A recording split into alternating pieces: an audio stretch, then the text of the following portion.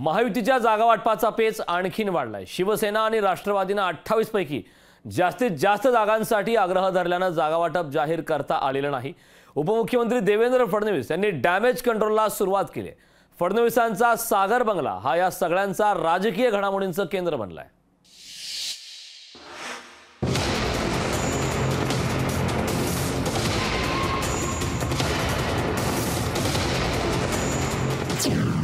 महायुतीच्या उमेदवार निश्चितीसाठी सागरवर मंथन। इच्छुकांची फडणवीसांकडे उमेदवारीसाठी फिल्डिंग। फडणवीसांकडून नाराजांची समजूत काढण्याचा प्रयत्न। महायुतीच्या दुसऱ्या यादीची प्रतीक्षा असताना उपमुख्यमंत्री देवेंद्र फडणवीसांचा सागर हा बंगला सगळ्या घडामोडींचा केंद्रबिंदू झालाय। राज्यातील महायुतीचे सगळेच नेत्यांचा सागर बंगल्यावर बैठका होत आहेत।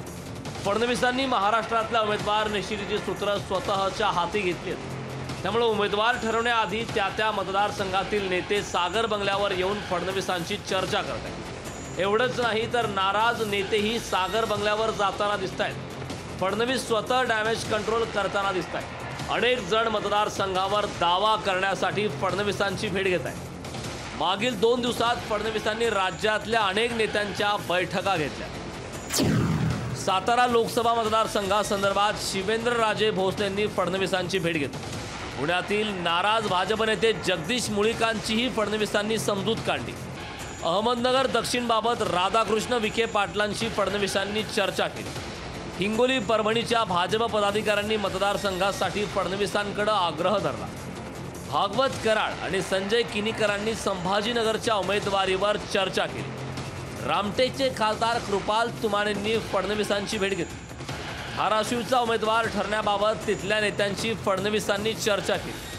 उपमुख्यमंत्री देवेंद्र फडणवीस यांची भेट घेण्यासाठी सागर बंगल्यावर फक्त भाजपचे नेते आले असते तर बात निराळी होती। मात्र भाजपसोबतच शिवसेना आणि राष्ट्रवादीचे नेतेही उमेदवारी मिळण्यासाठी सागरवर येताना पाहायला मिळत आहे। त्यामुळे महायुतीमध्ये फडणवीसच बॉस असल्याचं आता अधोरेखित होऊ लागलेलं आहे। दुसरीकडे महायुतीमधील गुंता सोडवण्याची कसरतही मात्र फडणवीसांनाच करावी लागत आहे।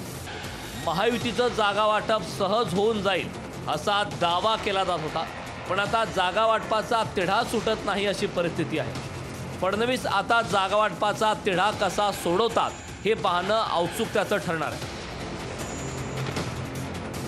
चेतन नावरे, लोकशाही मराठी, मुंबई।